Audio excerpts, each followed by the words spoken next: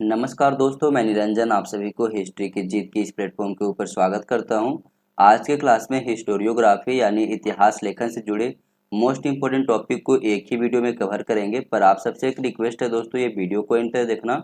और हाँ, जिन्होंने इस चैनल को सब्सक्राइब करके नहीं रखा है, चैनल को सब्सक्राइब करके रख लो ऐसे और महत्वपूर्ण वीडियो प्राप्त करने के लिए। तो चलिए शुरू करते हैं। पहला प्रश्न है, निम्नलिखित में से कौन से कथन सही है?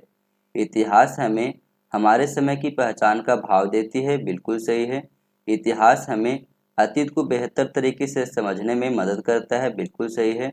इतिहास अनेक अन्य विषयों के लिए बुनियादी पृष्ठभूमि नहीं प्रदान करता, नहीं, ये स्टेटमेंट गलत है आपका। इतिहास हमें मनुष्यों, सामाजिक संस्थाओं और स्थितियों की प्रवृत्तियों को समझने योग्य बनाता है, बिल्कुल सही है। इतिहास का सावधानी पूर्वक अध्ययन हमें अनेक महत्वपूर्ण कौशल सिखाता है, ये भी सही है आपका। तो ए बी डी ई सही हो जाएगा। A B D E option number A में है। ऑप्शन नंबर ए आपका सही जवाब है। अगला प्रश्न है, निम्नलिखित में से कौन से कथन सही है? इतिहास समाज में कार्यरत मनुष्यों से संबंधित है, बिल्कुल सही है। इतिहास समय के साथ परिवर्तन से संबंधित है, बिल्कुल ये भी सही है। इतिहास समय के साथ परिवर्तन से संबंधित नहीं है, नहीं, ये स्टेटमेंट गलत है आपका। इतिहास ठोस और विशिष्ट से संबंधित है, बिल्कुल सही है।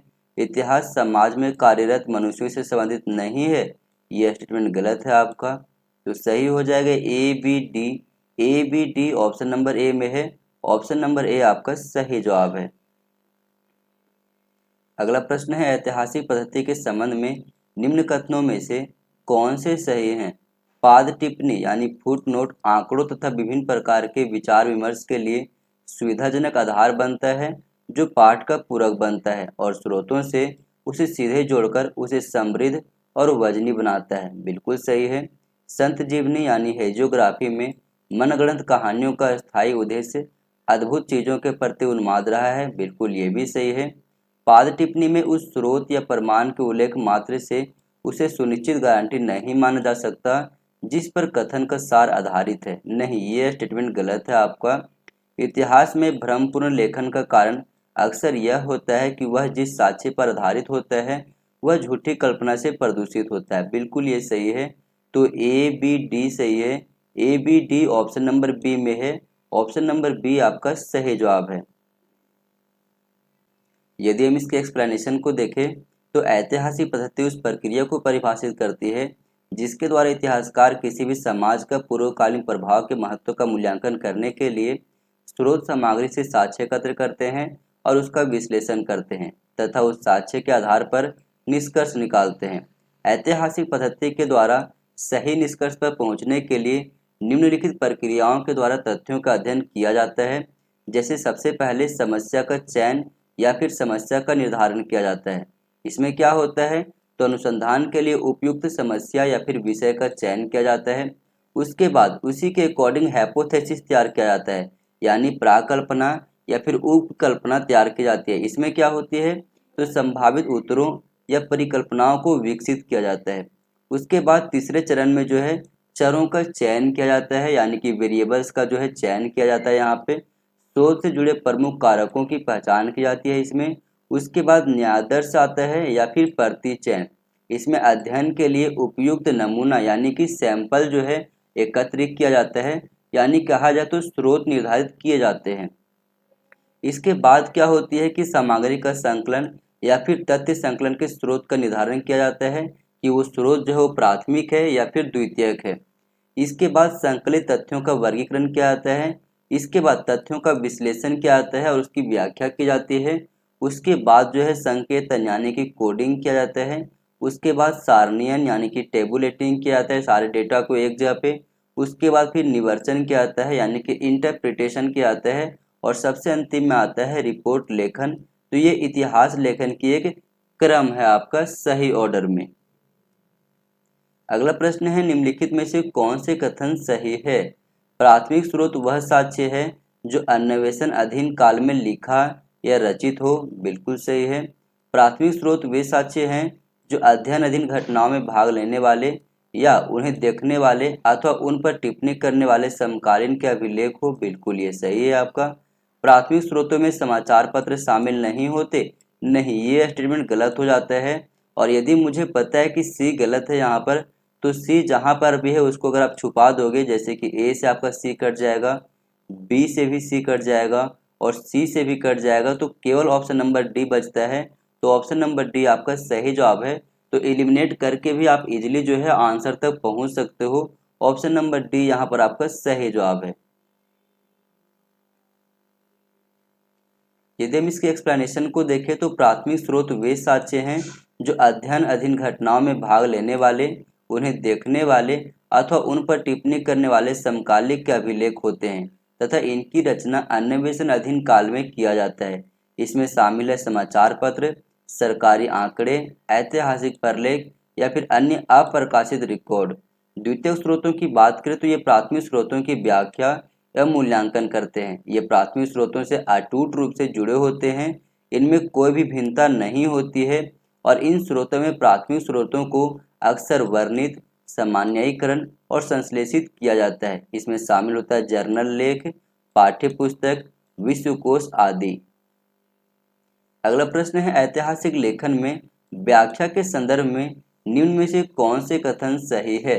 ऐतिहासिक पद्धति के आवश्यक चरण के रूप में व्याख्या का स्थान आलोचना तथा उद्घाटन के परे जाना पड़ता है, नहीं, गलत है ये आपका स्टेटमेंट। यदि मुझे पता है कि ए गलत है तो ऑप्शन नंबर ए और बी यहाँ पर आपका कट जाएगा। दूसरा स्टेटमेंट में लिखा गया है कि विवेचनात्मक निर्णय के लिए जितनी बड़ी चुनौती यह जानना है कि किसी दस्तावेज का क्या अर्थ है, उतना ही बड़ी चुनौती यह भी है कि उसे कब और किसने लिखा और क्या उस पर विश्वास किया जा सकता है। बिल्कुल यह स्टेटमेंट सही है आपका। तीसरा स्टेटमेंट में लिखा गया है ऐतिहासिक आंकड़ों का साहित्यिक प्रतिपादन बहुत हद तक इस बात से निर्धारित होता है कि कोई उसका व्याख्या कैसे करता है। बिल्कुल ये सही है आपका। तथ्यात्मक व्याख्या का संबंध दस्तावेज के तथ्यों से होता है, शब्दों से नहीं। बिल्कुल ये भी सही है। तो बी सी डी सही है। B C D option number C में है। ऑप्शन नंबर सी आपका सही जवाब है। अगला प्रश्न है पूर्वाग्रह और वस्तुनिष्ठता के संबंध में निम्नलिखित में से कौन से कथन सही है। इतिहास लेखन में वस्तुनिष्ठ व्याख्याएं वे हैं जो परिशुद्ध, व्यापकता, संगति और खुलेपन की तार्किक कसौटी पर खरी उतरते हों। बिल्कुल सही है। यदि ऐतिहासिक व्याख्या दुर्घटनावश गलती से असावधानी के कारण होती है तो इसे पूर्वाग्रह नहीं, मात्र गलत कहा जा सकता है। बिल्कुल ये भी स्टेटमेंट सही है। पूर्वाग्रह ग्रसित इतिहास में त्रुटियां दुर्घटना नहीं वरन स्व उद्देश्य हैं। बिल्कुल ये भी सही है।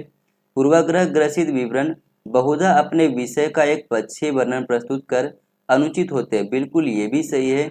चारों ही स्टेटमेंट आपका सही है, इसलिए सही विकल्प हो जाएगा ऑप्शन नंबर बी आपका, यानी ए बी सी और डी।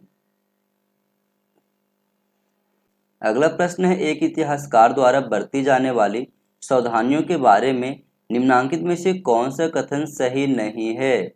उसे पाठ में वह परिवर्तित नहीं करना चाहिए जो लेखक द्वारा नहीं कहा गया है। बिल्कुल सही है। प्रलेख की प्रत्यक्ष जांच से प्राप्त तथ्यों को तर्कना से प्राप्त नतीजों के साथ भ्रमित नहीं किया जाना चाहिए। बिल्कुल सही है। यदि तर्कना से कोई संदेह उत्पन्न होता है तो रचनात्मक कल्पना से निष्कर्ष निकाले जाने चाहिए, नहीं, ये स्टेटमेंट गलत है आपका, इसलिए सही विकल्प हो जाएगा according to question option number C आपका। ऑप्शन नंबर सी में जो स्टेटमेंट दिया गया है वो स्टेटमेंट आपका गलत है। अगला प्रश्न है नीचे दो वक्तव्य दिए गए हैं, एक को कथन ए और दूसरे को कारण आर कहा गया है। कथन में कहा गया इतिहास का संदर्भ विषय वस्तु और विचार प्रक्रिया से है। बिल्कुल सही है। कारण में कहा गया है ऐतिहासिक चिंतन की विचार प्रक्रिया में प्रश्न करना, साक्ष्य जुटाना, साक्ष्य के स्वरूप का पता लगाना और अन्य द्वारा लिखित आख्यानों की मीमांसा करना सम्मिलित है। बिल्कुल दोनों ही सही है और कारण कथन का सही व्याख्या कर रहा है, जिसके कारण से ऑप्शन नंबर ए आपका सही विकल्प है। अगला प्रश्न है इतिहास लेखन की बाह्य आलोचना यानी स्वतः शोध एवं अनुभवजन्य संक्रिया का निम्नांकित में से कौन सा प्रकारी सही नहीं है। प्रलेख के लेखक का पता लगाना ये बिल्कुल सही है। व्याख्यापरक आलोचना करना ये शामिल नहीं है, इसलिए सही विकल्प हो जाएगा ऑप्शन नंबर बी यहाँ पर आपका। यदि हम व्याख्या को देखें तो इतिहास लेखन में स्वतः शोध यानी बाह्य आलोचना के लिए सर्वप्रथम उस विषय की पूरी जानकारी प्राप्त कर परलेख के लेखक का पता लगाया जाता है। तत्पश्चात अनुभवजन्य संक्रियाओं के द्वारा परलेख का काल निर्धारण, लेखन की वास्तविक तिथि, मास यानी कि महीना और वर्ष का पता लगाया जाता है। इसके बाद उस विषय का अध्ययन करके एक सामान्य निष्कर्ष निकाला जाता है। तो ये आपकी एक्सप्लेनेशन रही। अगला प्रश्न है, ऐतिहासिक शोध में बाह्य आलोचना का अर्थ है दस्तावेजों की अंतर्वस्तु वैधता, दस्तावेजों की मौलिकता की वैधता। बिल्कुल मौलिकता की यहाँ पे जांच की जाती है, इसलिए सही विकल्प हो जाएगा ऑप्शन नंबर बी आपका। अगला प्रश्न है, निम्नलिखित में से कौन सा कथन सही है? ऐतिहासिक विधि एक जटिल प्रक्रिया है जिसमें सूचना के स्रोतों की खोज, उसका आलोचनात्मक मूल्यांकन, संश्लेषण और प्रतिपादन सम्मिलित है। बिल्कुल सही है। यदि प्रतिज्ञप्ति का आधार केवल संयोग हो तो तर्क किया जाना चाहिए। नहीं, ये स्टेटमेंट गलत है आपका।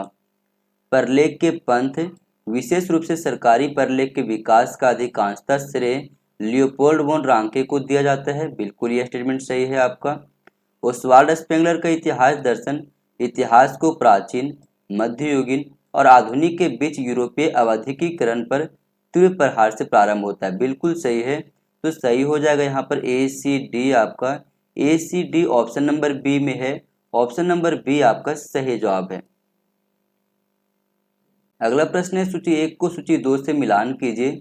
Match list 1 with list 2। ईसाई इतिहास लेखन, इसका संबंध है दैवी विचार का सैद्धांतिकीकरण से। अंग्रेजी प्रबुद्धवाद इतिहास लेखन, इसका संबंध है प्रगतिशील विचारों के प्रकटन से। तो बी का हो जाएगा 1। रोमांटिक इतिहास लेखन, इसका संबंध है बीते समय का आकर्षक और रंगीन पुनर्निर्माण से। सी का हो जाएगा 2 आपका। सकारात्मक इतिहास लेखन, इसका संबंध है जांच की वैज्ञानिक विधि का प्रयोग करते हुए ऐतिहासिक ज्ञान का उद्भव से, यानी कि डी का हो जाएगा 3। इस प्रकार से अगर देखा जाए तो ऑप्शन नंबर डी आपका सही जवाब है यहाँ पर। अब प्रश्न ये आता है कि इतिहास लेखन की शुरुआत किसने किया था? तो सही जवाब है हेरोडोटस।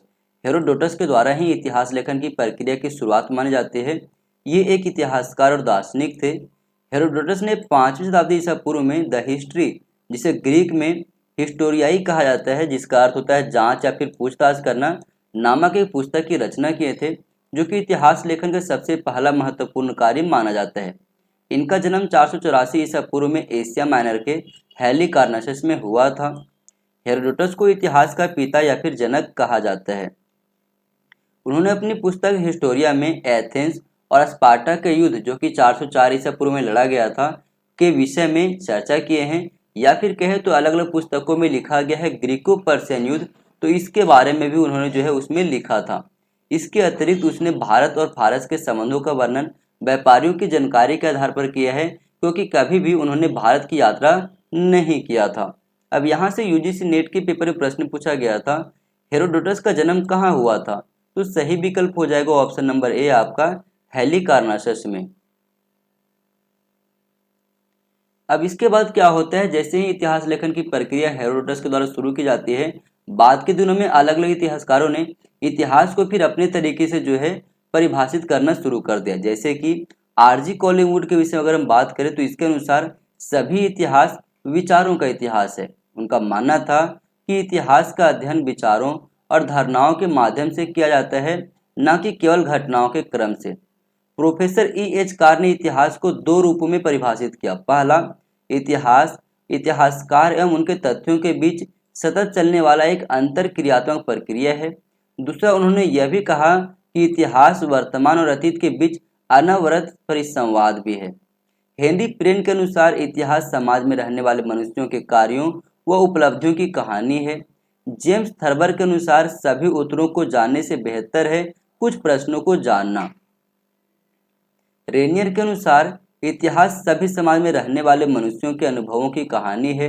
एक चीज याद रखना आप लोग, रेनियर ने हिस्ट्री को एक स्टोरी यानी कि कहानी, गाथा या फिर कथा के रूप में प्रस्तुत किया है, जिसके अनुसार इतिहास को हिस्ट्री नहीं माना जा सकता। रेनियर ने हिस्ट्री शब्द के ही शब्द को अलग कर स्टोरी के रूप में उन्होंने देखा है। कार्ल मार्क्स के अनुसार इतिहास खुद को दोहराता है, पहले त्रासदी के रूप में, फिर प्रश्न के रूप में। कार्ल बेकर के अनुसार प्रत्येक व्यक्ति स्वयं अपना इतिहासकार होता है। जी.एम. ट्रेवेलियन के अनुसार इतिहास अपने मूल रूप में यानी कि अपरिवर्तनीय रूप में एक कहानी है, न कि इससे कम और न ही इससे ज्यादा। राधाकृष्णन के अनुसार इतिहास राष्ट्र की समरण शक्ति है। कार्ल आर पापर के अनुसार इतिहास विज्ञान नहीं अपितु कला है। जॉर्ज हेगल के अनुसार इतिहास की सबसे बड़ी सीख यही है कि इतिहास के पास सीखने के लिए कोई सबक नहीं है। बेनेडिक्टो क्रोचे के अनुसार इतिहास एक विशेष प्रकार की कला है, क्योंकि यह अतीत की घटनाओं का वर्णन करने के बजाय उन्हें एक कलात्मक रूप में प्रस्तुत करता है, जिसे इतिहासकार अपनी रचनात्मक और अंतर्ज्ञान का प्रयोग करता है। जी.आर. एल्टन के अनुसार इतिहासकार जिसे लिखता है वही इतिहास है। इसके अतिरिक्त उन्होंने यह भी कहा कि इतिहास का संबंध अतीत में हुए मनुष्यों के उन सभी कथनों, विचारों, कार्यों तथा कष्टों से है जिन्होंने वर्तमान के लिए अपनी धरोहर छोड़ी है। जियाउद्दीन बर्नी के अनुसार इतिहास को विज्ञानों की रानी यानी कि क्वीन ऑफ साइंसेस कहा है। अबुल फजल ने इतिहास को अकबर के शासनकाल और पूर्वजों के इतिहास का एक महत्वपूर्ण दस्तावेज माना है। लियोपोल्ड वोन रांके के अनुसार इतिहास का कार्य जैसा कि वास्तव में था वैसा ही प्रस्तुत करना है। विलियम जेनसेर के अनुसार बेहतर लेखन का मूल है पुनः लेखन, यहीं पर खेल जीता या हारा जाता है। ए.जे. बेलफोर के अनुसार इतिहास अपने को दोहराता नहीं है, इतिहासकार एक दूसरे को दोहराते हैं। लुवियन फ्रेबे के अनुसार यदि इतिहास हमें कोई सबक सिखाता है तो यह है कि ऐतिहासिक सबक जैसा कुछ नहीं है। जे.बी. ब्यूरी के अनुसार इतिहास विज्ञान है, न कम और न ज्यादा। इसके अतिरिक्त उन्होंने यह भी कहा कि अतीत की समसामयिक राजनीतिक संदर्भ में व्याख्या ही इतिहासकार की नवीन पद्धति के प्रयोगार्थ बाध्य करती है। विल्हम डेल्थ के अनुसार आदमी क्या है केवल इतिहास बताता है। एफ पोविक के अनुसार इतिहास की व्याख्या के प्रति उत्कंठा इतनी गहरी है कि जब तक हम अतीत के प्रति सृजनात्मक दृष्टि नहीं रखते या तो हम रहस्यवाद की ओर जाएंगे अथवा दोष दर्शित की ओर जाएंगे। बी रसेल के अनुसार दर्शन अंतिम प्रश्नों का उत्तर देने का प्रयास है। उन अवधारणाओं की स्पष्टता, सुसंगतता, तर्कसंगतता के बारे में प्रश्न जिन्हें गैर दार्शनिक समझकर यह स्पष्ट रूप से सत्य मानते हैं। विलेन दे कुनिंग ने कहा, भूतकाल मुझे प्रभावित नहीं करता, मैं इसे प्रभावित करता हूँ। मार्क ब्लोच ने कहा, परंतु इतिहास न तो घड़ी निर्माण है और न ही कैबिनेट गठन या बेहतर समझ की दिशा में एक प्रयास है। डेविस सैनन के अनुसार जीवन सरल नहीं है और इसलिए इतिहास जो कि विगत जीवन है सरल नहीं है। एम्ब्रोस बियर्स के अनुसार केवल ईश्वर ही भविष्य को जानता है, लेकिन केवल एक इतिहासकार ही अतीत को बदल सकता है। सूची 1 को सूची 2 से मिलान कीजिए। ओक्सार्ट का स्टेटमेंट है, सच यह है कि इतिहास में अतीत वर्तमान के साथ बदलता है, तो ए का हो जाएगा 3 आपका। ट्रेवेलियन का स्टेटमेंट है, इतिहास का महत्व वैज्ञानिक नहीं है, इसका वास्तविक महत्व शैक्षिक है, तो बी का हो जाएगा 4 आपका। मुझे इतना पता है कि ए का 3 और बी का 4 है, तो ए का 3 और बी का 4 केवल ऑप्शन नंबर ए में दिखाई दे रहा है। ऑप्शन नंबर ए आपका सही जवाब है। अगला प्रश्न है, निम्नलिखित में से कौन से कथन सही है? आरजी कॉलिंगवुड ने कहा, कल्पना की कृतियों के रूप में इतिहासकारों की कृतियां और उपन्यासकारों की रचनाओं में कोई अंतर नहीं होता है। जो अंतर होता है वह यह है कि इतिहासकार का चित्र का आशय सच होता है। बिल्कुल सही है स्टेटमेंट। विलेन दे कुनिंग ने कहा, वर्तमान मुझे प्रभावित नहीं करता है, मैं इसे प्रभावित करता हूँ। नहीं, गलत है। वर्तमान नहीं कहा तो उन्होंने कहा था भूतकाल के विषय में। मार्क ब्लोच ने कहा, परंतु इतिहास न तो घड़ी निर्माण है और न ही कैबिनेट गठन या बेहतर समझ की दिशा में एक प्रयास है। बिल्कुल सही है। डेविस सैनन ने कहा, जीवन सरल नहीं है और इसलिए इतिहास जो कि विगत जीवन है सरल नहीं है। बिल्कुल सही है। एम्ब्रोस बियर्स ने कहा, केवल ईश्वर ही भविष्य को जानता है, लेकिन केवल एक इतिहासकार ही अतीत को बदल सकता है। बिल्कुल सही है। तो सही हो जाएगा ए, सी, डी, ई ACDE ऑप्शन नंबर बी में है। ऑप्शन नंबर बी आपका सही जवाब है। अगला प्रश्न है उपयोगितावादी के सिद्धांत का प्रतिपादक कौन था? तो सही विकल्प हो जाएगा ऑप्शन नंबर बी आपका, यानी जॉन स्टुअर्ट मिल। यदि हम एक्सप्लेनेशन की बात करें तो जॉन स्टुअर्ट मिल का जन्म हुआ था 1806 ईस्वी में और इसकी मृत्यु हुई थी 1873 ईस्वी में। ये एक अंग्रेजी दार्शनिक, अर्थशास्त्री और उपयोगितावादी के सिद्धांत के प्रतिपादक थे। दार्शनिक जेरेमी बेंथम के उपयोगितावादी के मूल सिद्धांत को विस्तार करते हुए उसने इस पर 3 सिद्धांत दिए थे। पहला, आनंद या खुशी ही एकमात्र ऐसा चीज है जिसका सच्चा आंतरिक मूल्य है। दूसरा, क्रियाएं उस हद तक सही है जहां तक वे खुशी को बढ़ावा देती हैं, गलत जहां तक वे दुख को पैदा करती हैं। तीसरा, यह कहा उन्होंने कि सबकी खुशी बराबर मायने रखती है। इनकी कुछ महत्वपूर्ण पुस्तकें भी हैं, जैसे कि on liberty, utilitarianism, the subjection of women, a system of logic, principle of political economy, the history of British India. अब यहाँ से यूजीसी नेट के पेपर में प्रश्न पूछा गया था, किसी समय और स्थान पर तब तक सड़कें, गोदी बंदरगाह, नहरें, सिंचाई की व्यवस्था, अस्पताल, स्कूल, कॉलेज और छापाखाने नहीं होंगे जब तक सरकार उनका निर्माण नहीं करेगी। जॉन स्टुअर्ट मिल की पॉलिटिकल इकोनॉमी से लिया गया यह उदाहरण कंपनी सरकार द्वारा अपनाई गई किस नीति की ओर इंगित करता है? तो ये करता है हस्तक्षेपवाद की ओर, यानी ऑप्शन नंबर बी आपका सही जवाब है। अगला प्रश्न है निम्नलिखित में से कौन सा मिल के हिस्ट्री ऑफ ब्रिटिश इंडिया के संबंध में सही नहीं है? इसने भारत की पारंपरिक संस्थाओं को जड़ और पसगामी पाया, बिल्कुल सही है। मिल द्वारा किया गया विश्लेषण साम्राज्यिक सरकार के अनुकूल था, बिल्कुल सही है। यह हेलेबरी कॉलेज में भारतीय सिविल सेवा के ब्रिटिश अधिकारियों हेतु भारत के संबंध में एक पाठ्य पुस्तक बनी, ये भी सही है। इस पर ब्रिटिश उपयोगितावादी दर्शन का कोई असर नहीं था, नहीं, ये स्टेटमेंट गलत है आपका। अकॉर्डिंग टू क्वेश्चन पूछ रहा है कौन सा सही नहीं है, तो सही विकल्प हो जाएगा ऑप्शन नंबर डी यहाँ पर। अगला प्रश्न है साम्राज्यवादी इतिहासकार जेम्स मिल के संबंध में निम्नलिखित में से कौन सा वक्तव्य सही नहीं है? मिल अपने समय का एक प्रमुख उपयोगितावादी था, बिल्कुल सही है। हिस्ट्री ऑफ ब्रिटिश इंडिया लिखते समय वह यात्रियों की जानकारी पर अधिक निर्भर था, ये भी सही है। उसने माना कि भारतीय संस्कृति गतिहीन थी और इसका रूपांतरण पश्चिमी विचारों से ओतप्रोत था, बिल्कुल ये भी सही है। उसने प्राचीन भारतीय संस्कृति पर विलियम जोन्स और अन्य प्राचीविदों के द्वारा व्यक्त किए गए विचारों को स्वीकार किया, नहीं, उन्होंने स्वीकार नहीं किया था, इसलिए यह स्टेटमेंट गलत हो जाएगा, इसलिए सही विकल्प हो जाएगा ऑप्शन नंबर डी यहाँ पर।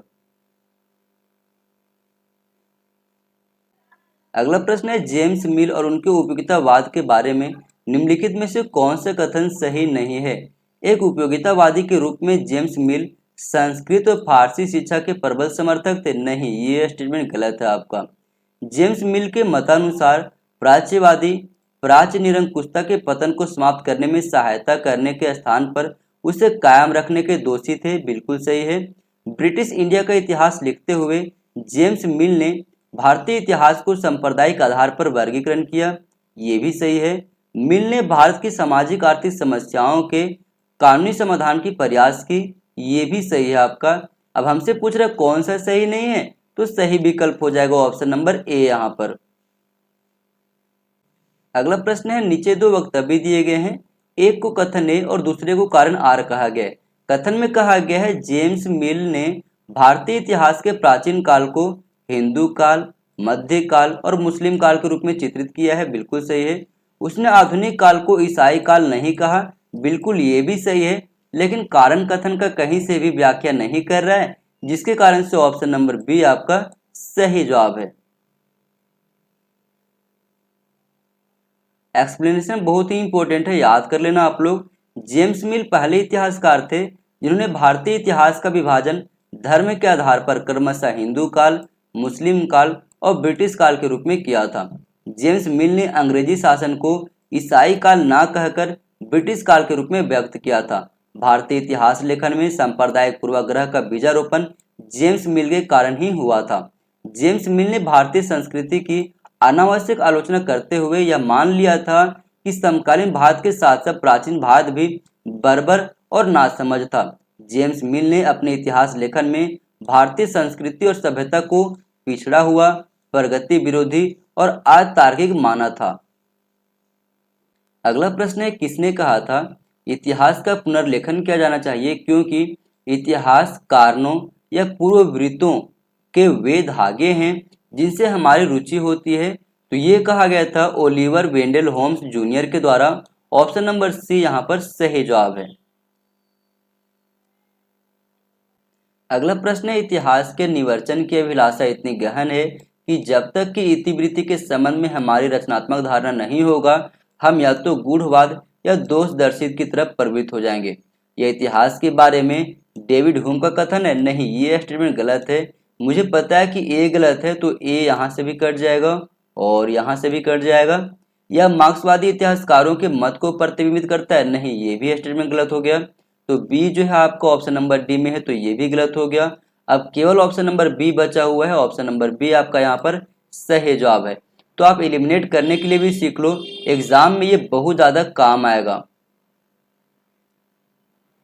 अगला प्रश्न है, सूची 1 को सूची 2 से मिलान कीजिए। पुरुष अपने काल में अपने पिता की तुलना में अधिक सदृश होते हैं। ये एक अरब कहावत है। ए का हो जाएगा 1 यहाँ पर। अतीत एक विदेशी क्षेत्र है जहाँ वे चीजों को अलग ढंग से करते हैं। ये स्टेटमेंट है एल.पी. हार्टली का, तो बी का हो जाएगा 2। साथी नागरिकों, हम इतिहास से बच नहीं सकते। ये स्टेटमेंट है अब्राहम लिंकन का, तो सी का हो जाएगा 4। इतिहास की एक पृष्ठ तर्कशास्त्र के एक महत्वपूर्ण खंड जैसा है। यह स्टेटमेंट है ओलिवर वेंडले होम्स का, तो डी का हो जाएगा 3 यहाँ पर। इस प्रकार से ए का 1, बी का 2, सी का 4, डी का 3। ये स्टेटमेंट आपका दिखाई दे रहा है यहाँ पर ऑप्शन नंबर सी में। ऑप्शन नंबर सी आपका सही जवाब है। अगला प्रश्न है, हेगल ने किस प्रकार ईसाई विद्वानों तथा धर्मनिरपेक्ष दार्शनिकों के मध्य खाई को पाटा था? विद्वानों के मध्य नए प्रतिमान स्थापित करके? नहीं। उदार ईसाइयों को संतुष्ट करने के लिए ईश्वर तत्व का पर्याय रूप से समावेश तथा तर्क पर जोर दिया जिससे बुद्धिजीवियों को प्रभावित किया जा सके? बिल्कुल ऑप्शन नंबर बी यहाँ पर आपका सही जवाब है। अगला प्रश्न है, हेगल के समय में किन 2 अध्ययनों पर इतिहास लेखन सीमित था और उनसे वह संतुष्ट नहीं था? ईसाई इतिहास तक सीमित? नहीं। धर्मनिरपेक्ष इतिहास तक सीमित? नहीं। राजनीतिक और आत्मकथा कृतियों तक सीमित? बिल्कुल ऑप्शन नंबर सी यहाँ पर आपका सही जवाब है। निम्नलिखित में से किस एक विषय पर हेगल ने इतिहास लेखन पर जोर दिया था? तो ये जोर दिया था सामाजिक इतिहास के ऊपर। ऑप्शन नंबर डी यहाँ पर आपका सही जवाब है।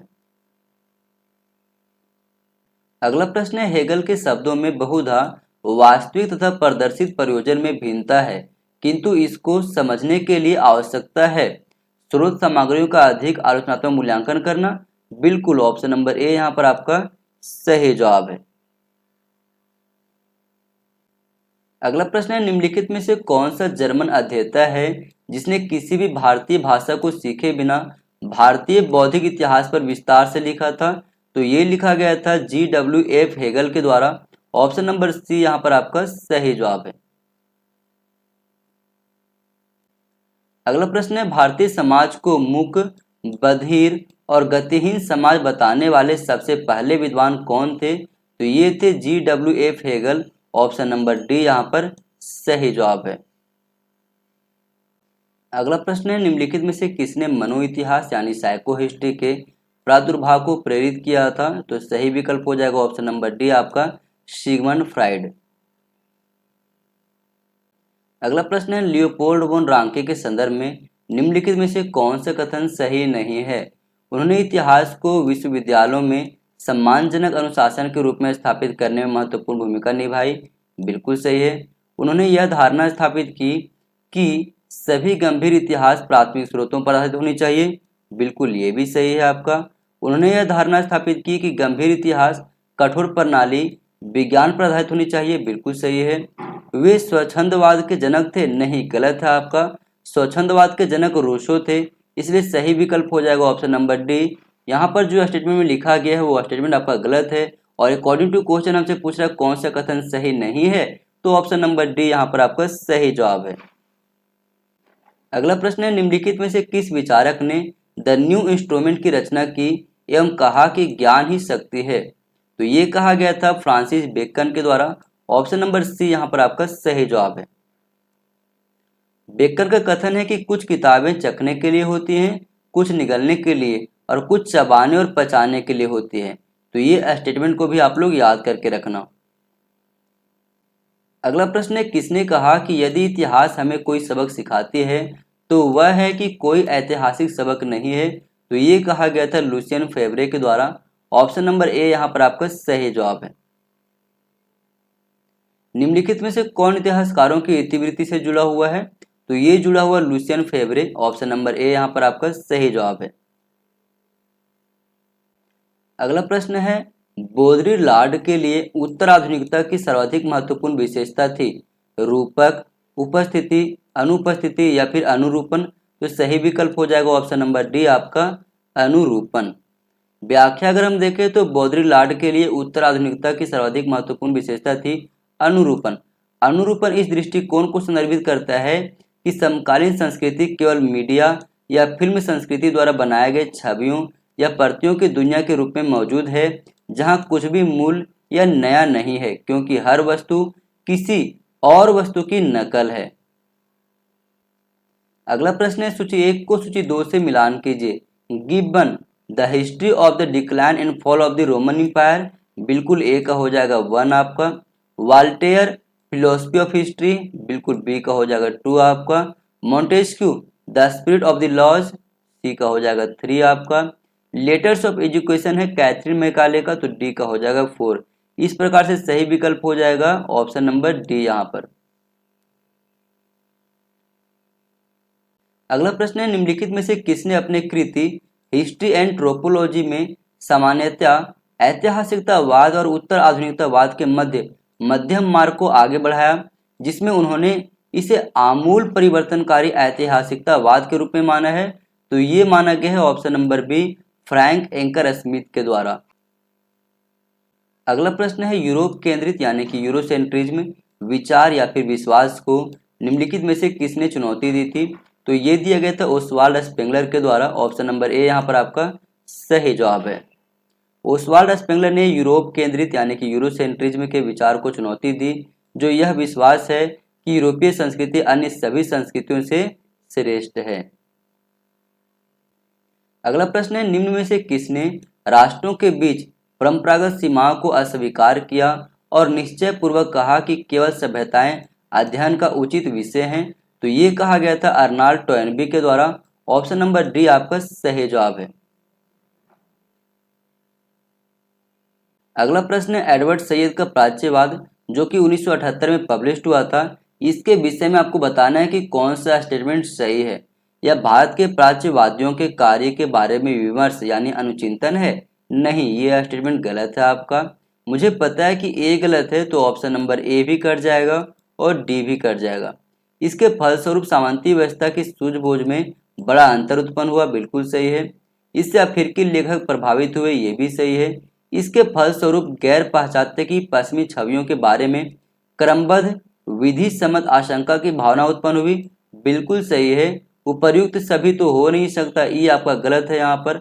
अब मुझे ई भी पता चल गया कि ई भी गलत है, तो सी भी कट जाएगा। अब यहाँ पे अगर देखा है तो बी सी डी सही है। B C D option number B में दिया गया है। ऑप्शन नंबर बी आपका सही जवाब है। एडवर्ड सैयद का काम विशेष रूप से उनकी पुस्तक प्राच्यवाद जो कि 1978 में प्रकाशित हुई थी में यह पता चलता है कि कैसे पश्चिमी विद्वानों और बुद्धिजीवियों ने पूर्वी देशों को एक विदेशी और घटिया या फिर कहे तो अन्य के रूप में निर्मित और प्रस्तुत किया है। प्राच्यवाद पर एडवर्ड सैयद के दृष्टिकोण में प्रमुख सैद्धांतिक प्रतिज्ञा ज्ञान का प्रतत्व विज्ञान और शक्ति का प्रतत्व विज्ञान थी। अगला प्रश्न है, प्राच्य विद्या पूर्व तथा पश्चिम के बीच सत्ता मूलक तथा ज्ञान मीमांसा मूलक आधारित विचारों की शैली पर आधारित है। यह वक्तव्य किसका है? तो यह है एडवर्ड डब्ल्यू सैयद का। ऑप्शन नंबर डी यहाँ पर आपका सही जवाब है। अगला प्रश्न है, निम्नलिखित में से कौन प्रसिद्ध प्राच्यविद नहीं था? जेटी कोलब्रुक, ये तो बिल्कुल था। एच एच विल्सन भी था। एडविन अर्नाल्ड भी था। चार्ल्स ट्रेवेलियन नहीं था, इसलिए सही विकल्प यहाँ पर हो जाएगा ऑप्शन नंबर डी आपका। अगला प्रश्न है, जब तक शोधकर्ता को क्या लिखना है, कैसे लिखना है और कैसे वर्गीकृत करना है इसकी जानकारी ना हो तो यह केवल समय की बर्बादी है। यह कथन किसका है? तो ये कथन है बी शेख अली का। ऑप्शन नंबर बी यहाँ पर आपका सही जवाब है। इतिहास के अध्ययन के लिए साहित्यिक स्रोतों में सम्मिलित है श्रीमद् रामायण, बिल्कुल। सिक्के नहीं, ये आपका आ जाएगा पुरातत्व विज्ञान में। श्रीमद् महाभारत, बिल्कुल। मेगास्थनी रचित इंडिका, बिल्कुल। कौटिल्य रचित अर्थशास्त्र, बिल्कुल। तो ए सी डी ई आएगा, A C D E option number D में है। ऑप्शन नंबर डी यहाँ पर आपका सही जवाब है। अगला प्रश्न है, मानव शास्त्र निम्नलिखित से संबंधित है? आधुनिक अध्ययन, मध्यकाल, भूमि संबंधी विषय या फिर मानव के क्रम विकास, वर्धन और विकास से? तो सही विकल्प हो जाएगा यहाँ पर ऑप्शन नंबर डी, मानव के क्रम विकास, वर्धन और विकास से मानव शास्त्र का संबंध है। अगला प्रश्न है, निम्नलिखित विचारधाराएं जो अलग अलग समय में उभर कर आई उन्हें क्रमानुसार व्यवस्थित कीजिए। तो सबसे पहले आया था चर्च हिस्टोरियोग्राफी, उसके बाद इनलाइटमेंट हिस्टोरियोग्राफी, उसके बाद अनाल्स हिस्टोरियोग्राफी, उसका सबसे अंतिम में आया था सबाल्टर्न हिस्टोरियोग्राफी। तो B A C D option number C में है। ऑप्शन नंबर सी आपका सही जवाब है। निम्नलिखित में से कौन सा इतिहासकार सबाल्टर्न अध्ययनों में अपने योगदान के लिए सुप्रसिद्ध है? सुमित सरकार, बिपिन चंद्र, रंजीत गुहा या फिर के एन पनिकर? तो सही विकल्प हो जाएगा ऑप्शन नंबर सी आपका रंजीत गुहा। सबाल्टर्न स्कूल का एक विशिष्ट कथन प्रोज ऑफ काउंटर इंसर्जेंसी निम्नलिखित में से किसके द्वारा लिखा गया था? तो ये लिखा गया था रंजीत गुहा के द्वारा। ऑप्शन नंबर सी यहाँ पर आपका सही जवाब है। अगला प्रश्न है, कौन सी पुस्तक इस उत्तेजक शुरुआती कथन के साथ प्रारंभ होती है? भारतीय राष्ट्रवादी इतिहास लेखन लंबे समय काल से अभिजात्यवाद से प्रभावित रहा है। तो ये हुआ है सबाल्टर्न स्टडीज वॉल्यूम 1 से। ऑप्शन नंबर बी यहाँ पर आपका सही जवाब है। पुस्तक सबाल्टर्न स्टडी वॉल्यूम 1 प्रसिद्ध इतिहासकार रंजीत गुहा के द्वारा लिखा गया है। अगला प्रश्न है, सूची 1 को सूची 2 से मिलान कीजिए। आर पामे दत्त, इसका संबंध है मार्क्सवादी विचारधारा से, ए का हो जाएगा आपका 3।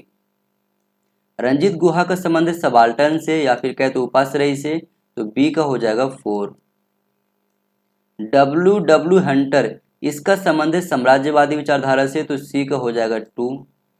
बी डी बसु का संबंध है राष्ट्रवादी विचारधारा से, तो डी का हो जाएगा 1। इस प्रकार से अगर देखा जाए तो ऑप्शन नंबर ए यहाँ पर सही जवाब है। अगला प्रश्न है, भारत में उपाश्रय अध्ययन परियोजना का सदस्य निम्नलिखित में से कौन नहीं है? गायत्री चक्रवर्ती स्पिवाक, ये तो बिल्कुल थे। दीपेश चक्रवर्ती भी थे, शाहिद अमीन भी थे, रामचंद्र गुहा नहीं थे, इसलिए सही विकल्प हो जाएगा यहाँ पर ऑप्शन नंबर डी आपका। अगला प्रश्न है, धर्म सुधार का मॉर्निंग स्टार किसे कहा जाता है? तो ये कहा जाता है जॉन विक्लिफ को। ऑप्शन नंबर डी यहाँ पर आपका सही जवाब है। अगला प्रश्न है, इतिहास वर्तमान और अतीत के बीच होने वाला अंतहीन संवाद है, यह उक्ति किसकी है? तो ये है ई एच कार का। ऑप्शन नंबर सी यहाँ पर सही जवाब है। ई एच कार का कार्यकारण संबंध के विषय में क्या विचार है? कार्यकारण संबंध के बिना इतिहास को नहीं समझा जा सकता है, बिल्कुल। ऑप्शन नंबर ए यहाँ पर आपका सही जवाब है।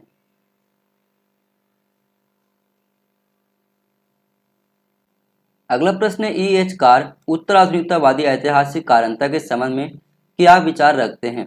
इसकी खोज करना व्यर्थ है, नहीं। यह इतिहासकार को सीमा में बांधता है, नहीं। कार्यकारण संबंधों से अधिक आवश्यक व्याख्या है, ये भी नहीं। इस संबंध में अनेक विचारधाराएं हैं, बिल्कुल। ऑप्शन नंबर डी यहाँ पर आपका सही जवाब है। एक्सप्लेनेशन को अगर हम देखें तो उत्तराधुनिकतावादी ऐतिहासिकता के संबंध में अनेक विचारधाराएं हैं।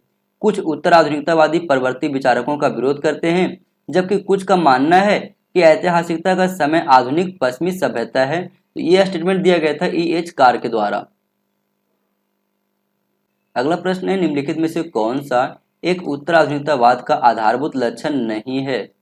यह विघटन में विश्वास करता है, बिल्कुल सही है।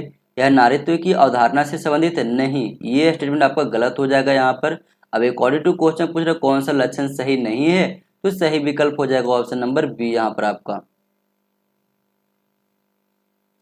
यदि हम एक्सप्लेनेशन की ओर बात करें, तो यदि हम बात करें उत्तर आधुनिकतावाद की, तो एक व्यापक बौद्धिक आंदोलन है जो सार्वभौमिक सत्य, भव्य आख्यानों और स्थापित ज्ञान प्रणालियों की आलोचना करता है। यह साहित्य, दर्शन और अंतर्राष्ट्रीय संबंधों जैसे कि विभिन्न क्षेत्रों में पारंपरिक ढांचों को चुनौती देते हुए मेटा कथाओं के प्रति विखंडन, सापेक्षतावाद और संदेहवाद पर ध्यान केंद्रित करता है। इससे जुड़े कुछ प्रमुख बिंदु हैं, जैसे उत्तर आधुनिकतावाद की विशेषता संशयवाद, विखंडनवाद और सापेक्षवाद है। यह दर्शन शास्त्र, राजनीति शास्त्र, समाज शास्त्र जैसे विषयों में महान सिद्धांतों को चुनौती देता है। उत्तर आधुनिकतावाद ने कला, वास्तुकला और सांस्कृतिक अध्ययन को महत्वपूर्ण रूप से परिभाषित किया है। अगला प्रश्न है, निम्नलिखित में से कौन सा उत्तर आधुनिकतावाद का तत्व नहीं है, तो सही विकल्प हो जाएगा ऑप्शन नंबर बी यहाँ पर केंद्रवाद। अगला प्रश्न है, उत्तर आधुनिकतावादियों में समय की विचारधारा कौन सी नहीं है? इतिहास की व्याख्या में इसका अध्ययन नहीं किया जाना चाहिए, ये तो बिल्कुल है। यह इस सिद्धांत पर बल देता है कि घटनाओं की व्याख्याओं को महत्व दिया जाना चाहिए, ये भी है। समय का संबंध अतीत से है, ये भी है। समय के तथ्य पर विद्वानों ने विचार नहीं किया, नहीं, ये नहीं है, इसलिए सही विकल्प हो जाएगा ऑप्शन नंबर डी यहाँ पर। अगला प्रश्न है, निम्नलिखित में से कौन एक उत्तर आधुनिकतावादी समालोचक नहीं है? तो सही विकल्प यहाँ पर हो जाएगा Hayden White, option number B यहाँ पर सही जवाब है। अगला प्रश्न है, निम्नलिखित में से कौन एक उत्तर आधुनिकतावादी विचारक नहीं है? Richard Ashley, Jenny Edkins, Michel Foucault या फिर जे बर्टन? तो सही जवाब हो जाएगा ऑप्शन नंबर डी यहाँ पर जे बर्टन नहीं है। अगला प्रश्न है, निम्नलिखित में से किसने यह लिखा है कि कार्यकारण का संबंध इतिहास के लिए बाधक है? तो ये लिखा गया था थियोडोर जेल्डिन के द्वारा, ऑप्शन नंबर डी यहाँ पर सही जवाब है। यदि हम एक्सप्लेनेशन की बात करें, तो थियोडोर जेल्डिन ने 1976 में लिखा कि कारणता और तिथि क्रम इतिहासकारों के लिए दो उत्पीड़क हैं। निम्नलिखित में से किसने कहा कि समय के संबंध में वर्णनात्मक इतिहास लेखन एक कमजोर नींव पर भवन निर्माण करने के समान है? तो ये कहा गया था एंकर स्मिथ के द्वारा, ऑप्शन नंबर ए यहाँ पर आपका सही जवाब है। एंकर स्मिथ ने कहा था कि ऐतिहासिक समय पश्चिमी सभ्यता की उपज है, तो ये स्टेटमेंट को भी आप लोग याद रखना। शुद्ध रक्त आर्य सिद्धांत निम्नलिखित में से किससे संबंधित है? तो ये संबंधित है नाजीवाद से, ऑप्शन नंबर डी आपका सही जवाब है। निम्नलिखित में से किसने स्पष्ट कहा है कि इतिहास के समस्त निष्कर्ष युक्ति संगत साक्ष्यों पर आधारित होते हैं? तो ये कहा गया थ्यूसिडाइडस के द्वारा, ऑप्शन नंबर बी आपका सही जवाब है। अगला प्रश्न है, निम्नलिखित कृतियों में से कौन सी कृति के लेखक लियोपोल्ड वोन रांके नहीं थे? History of Rome, history of France, history of popes या फिर German history at the time of Reformation? तो सही विकल्प हो जाएगा history of Rome. History of Rome के लेखक जो है लियोपोल्ड वोन रांके नहीं थे, वो केवल history of France, history of popes और German history at the time of Reformation के थे, इसलिए सही विकल्प हो जाएगा यहाँ पर ऑप्शन नंबर ए। नया इतिहास के संबंध में निम्नलिखित कथनों पर विचार कीजिए और सही उत्तर का चयन कीजिए। इसने अपने ध्यान को समूह लोगों के व्यवहार, रीति रिवाजों और मान्यताओं पर केंद्रित रखा, बिल्कुल सही है। इसने ऐतिहासिक ध्यान के केंद्र से राजनीतिक इतिहास को हटाने का प्रयास किया, ये भी सही है। इसने समाज विज्ञान एवं अन्य विज्ञानों के ढंगों और अंतर्दृष्टि को अपनाया, ये भी सही है। तो सही विकल्प हो जाएगा ऑप्शन नंबर डी आपका ये सभी। निम्नलिखित में से यह किसने कहा था कि आधुनिकोत्तरवाद की परिभाषा मात्र एक पद की परिभाषा नहीं है, यह तो वर्तमान युग का चित्रण है जिसमें यह मूल्यांकन किया जाए कि इसके प्रति हमारी अनुक्रिया क्या है? तो ये स्टेटमेंट है अर्नर गरे का, ऑप्शन नंबर बी आपका सही जवाब है। निम्नलिखित ग्रीको रोमन लेखकों का सही कालानुक्रम क्या होगा? तो सबसे पहले टेसियस आएगा, उसके बाद स्ट्रूबो आएगा, उसके बाद प्लिनी और उसके बाद अंतिम में आएगा टॉलमी। तो A C B D option number B में है, ऑप्शन नंबर बी आपका सही जवाब है। अगला प्रश्न है, निम्नलिखित कथनों पर विचार कीजिए और बताइए कि अनुसंधान कार्य प्रणाली के प्रसंग में कौन से कथन सही नहीं है। इतिहास लेखन में व्यक्तिगत दृष्टिकोण अपनाने से अतीत का सही चित्र प्रस्तुत करना संभव हो जाता है? नहीं, ये स्टेटमेंट पूरी तरीके से गलत है आपका। रिकॉर्ड की बाह्य एवं आंतरिक समीक्षा इतिहासकार को प्रामाणिकता को स्थापित करने में सहायता करती है। बिल्कुल ये स्टेटमेंट सही है। अतीत की घटनाओं का आलोचनात्मक विश्लेषण करने के लिए इतिहासकार को उन घटनाओं के घटनाक्रम को जानने की आवश्यकता है। बिल्कुल सही है। अतीत के ऐतिहासिक रिकॉर्ड पूर्णतया प्रामाणिक एवं सही नहीं हो सकते जिसे तथ्यों को जाना जा सके। बिल्कुल ये भी सही है।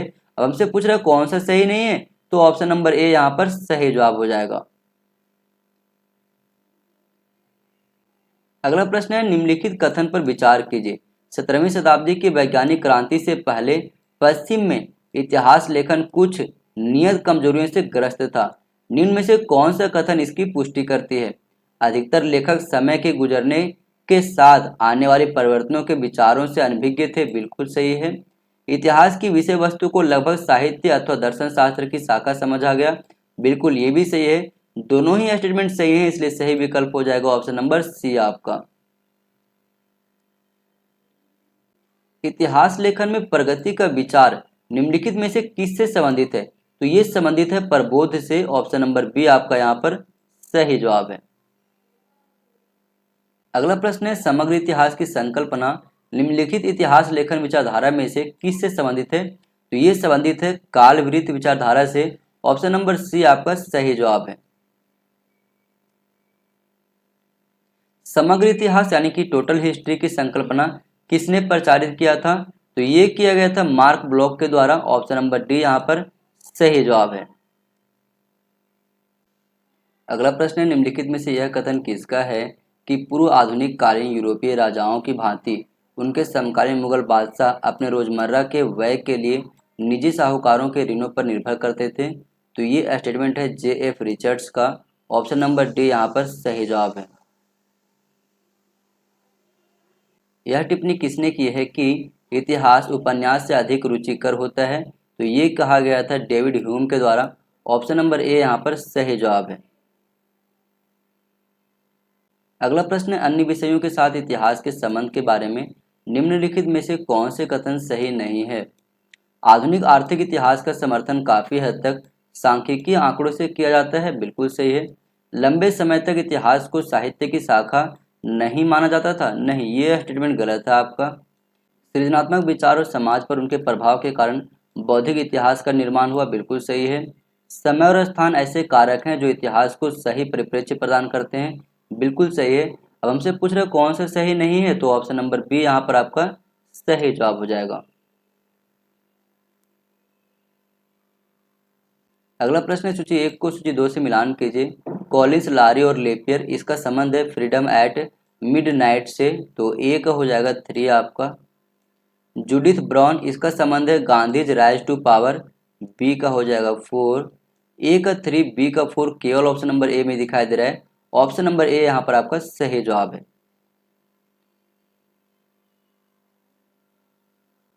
अगला प्रश्न है, सूची 1 को सूची 2 से मिलान कीजिए।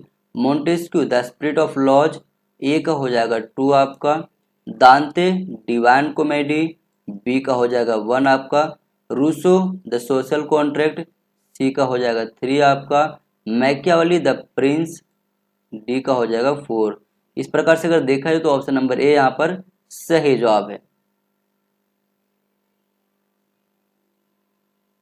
अगला प्रश्न है, सूची 1 को सूची 2 से मिलान कीजिए। जैकब बर्खर्ट, इसका संबंध है the civilisation of the Renaissance in Italy, यानी ए का 3 हो जाएगा यहाँ पर। इग्नेट्स ऑफ लोयोला, इसका संबंध है the society of Jesus, B का हो जाएगा 1 यहाँ पर। ए का 3, बी का 1 केवल ऑप्शन नंबर ए में दिखाई दे रहा है। ऑप्शन नंबर ए यहाँ पर सही जवाब है। अगला प्रश्न है, निम्नलिखित में से किसने यह घोषणा की थी कि उत्तर आधुनिकतावाद के विचार ऐतिहासिक अध्ययन के लिए खतरा है? तो ये स्टेटमेंट है आर्थर मार्विक का। ऑप्शन नंबर ए यहाँ पर सही जवाब है।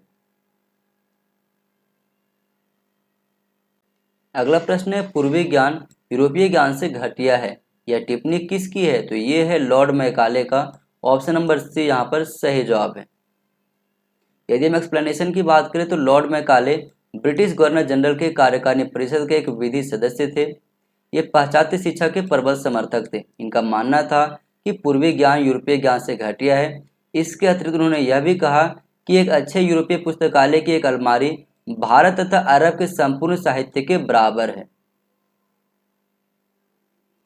अगला प्रश्न है रामकृष्ण गोपाल भंडारकर जो भारत में आधुनिक इतिहास लेखन के जनक थे, इनका संबंध किससे था? तो इसका संबंध था रांके विचारधारा से। ऑप्शन नंबर बी यहाँ पर सही जवाब है। अगला प्रश्न है वाणिज्यवादी, मुक्त व्यापार वाणिज्यवादी पूंजीवाद और वित्तीय साम्राज्यवाद। ब्रिटिश साम्राज्यवाद के 3 पड़ाव हैं। इस सिद्धांत का सर्वप्रथम प्रतिपादन किसने किया था? तो ये किया गया था कार्ल मार्क्स के द्वारा। ऑप्शन नंबर ए यहाँ पर सही जवाब है। अगला प्रश्न है निम्नलिखित में से किसने द्वंद्वात्मक भौतिकतावाद के सिद्धांत का प्रतिपादन किया? तो सही विकल्प हो जाएगा Karl Marx. Option number B यहाँ पर सही जवाब है।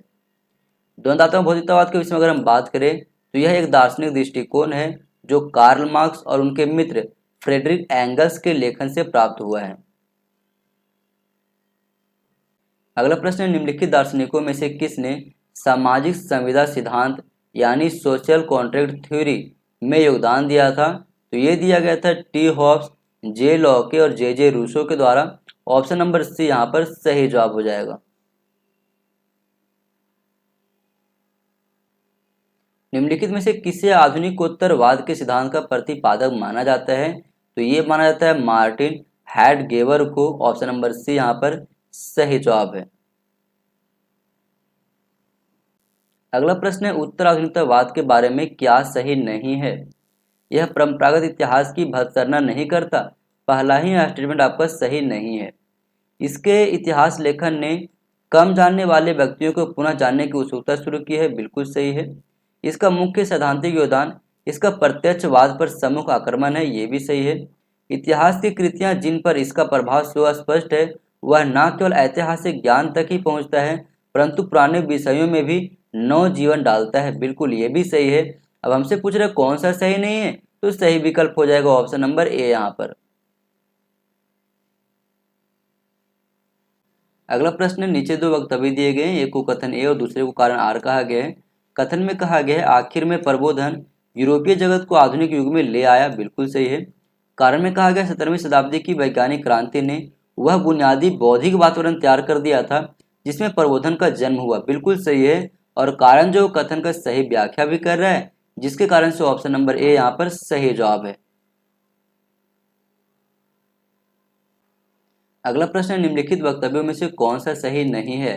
प्रबोधन शब्द 18वीं सदी के उस विशाल बौद्धिक एवं सांस्कृतिक आंदोलन को व्यक्त करता है जो अस्तित्व की बुनियादी समस्याओं को हल करने की मानव बुद्धि की क्षमता में गहरा विश्वास रखता है। बिल्कुल सही है। प्रबोधनकालीन लेखकों का उद्देश्य पुराने ढांचे की बुनियादी पर नए मानव समाज संस्थाओं और ज्ञान का निर्माण करना था। नहीं, वो पुराने ढांचे को उखाड़ फेंकना चाहते थे। इसलिए गलत हो जाएगा ये स्टेटमेंट आपका। प्रबोधनकालीन बुद्धिजीवियों ने यूरोप की उस दौर की हर परंपरा को आलोचना और अन्वेषण की नजर से देखा। बिल्कुल सही है। प्रबोधन काल तर्क, प्रगति और मानवतावादी मूल्यों में विश्वास की धारणा से भरा हुआ था। बिल्कुल सही है। अब हमसे पूछ रहा है कौन सा सही नहीं है, इसलिए सही विकल्प हो जाएगा ऑप्शन नंबर बी आपका।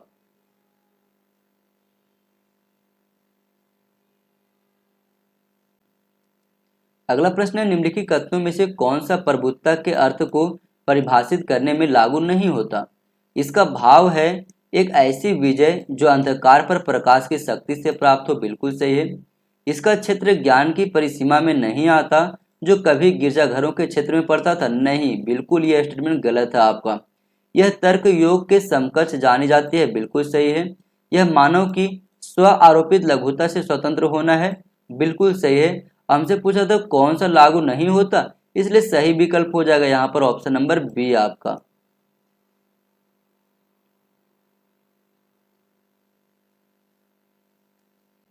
अगला प्रश्न है निम्न में से कौन प्रबोधन काल का दार्शनिक नहीं है? डेनिस दिदरो, रूसो, डेविड ह्यूम या फिर हर्बर्ट स्पेंसर तो सही विकल्प हो जाएगा हर्बर्ट स्पेंसर।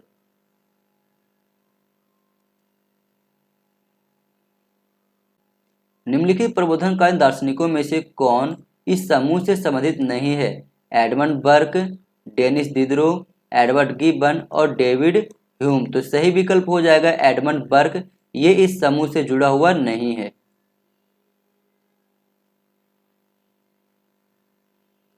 अगला प्रश्न है, निम्नलिखित में से अन्नास स्कूल ऑफ हिस्टोरियोग्राफी की अपूर्ण रचना है? तो वो है the historians craft. Option number D यहाँ पर सही जवाब है। अगला प्रश्न है, वह ना कि बचत करना अमीर वर्ग की जीवन शैली की प्रमुख विशेषता थी, यह कथन किसका है? तो ये है मोरलैंड का। ऑप्शन नंबर बी यहाँ पर सही जवाब है। सामान्य इच्छा यानी जनरल विल सिद्धांत का प्रवर्तक था, तो सही विकल्प हो जाएगा ऑप्शन नंबर सी, रूसो।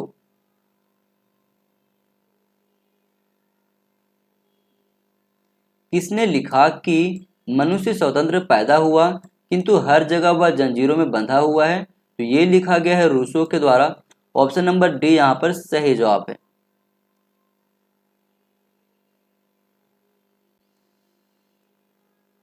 किस दार्शनिक ने पवित्र रोमन साम्राज्य के बारे में कहा कि यह न तो पवित्र, न रोमन, न साम्राज्य है? तो ये कहा गया था वाल्टेयर के द्वारा। ऑप्शन नंबर डी यहाँ पर सही जवाब है। सर्वाधिक संख्याओं का सर्वाधिक लाभ का सिद्धांत किस ग्रुप के विचारों का था? तो ये था उपयोगितावादियों का। ऑप्शन नंबर ए यहाँ पर सही जवाब है। उपयोगितावादी सिद्धांत जेरेमी बेंथम और जॉन स्टुअर्ट मिल से जुड़ा हुआ है। अगला प्रश्न है, उपयोगितावाद का मान्य अग्रणी नेता कौन था? तो सही विकल्प हो जाएगा option number B, Jeremy Bentham.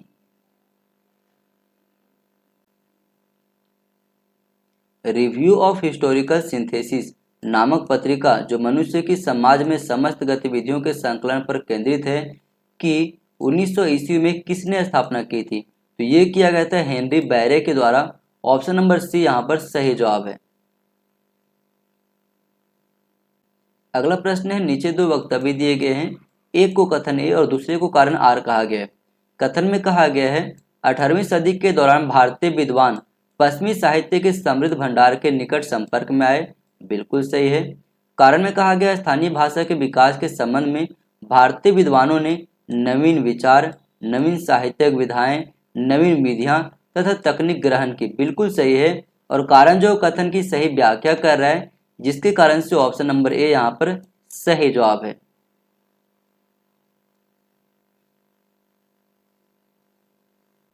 किसके लेखन में विकास के सिद्धांत को आधार मिला? तो ये मिला 18वीं सदी के प्रबुद्ध इतिहासकारों के लेखन में। ऑप्शन नंबर बी यहाँ पर सही जवाब है। अगला प्रश्न है, विचार के प्रत्यक्षवादी संप्रदाय के संबंध में उस कथन को चिन्हित करें जो सही नहीं है।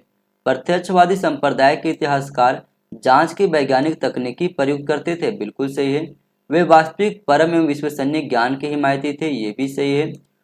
उन्होंने व्यक्तिवाद को स्वीकार किया और ऐतिहासिक ग्रंथों को अधिक कल्पनाशील बनाया। नहीं, ये स्टेटमेंट पूरी तरीके से गलत है। उन्होंने दावा किया कि प्रत्यक्षवाद ने इतिहास को प्राकृतिक विज्ञान बनाया। बिल्कुल सही है।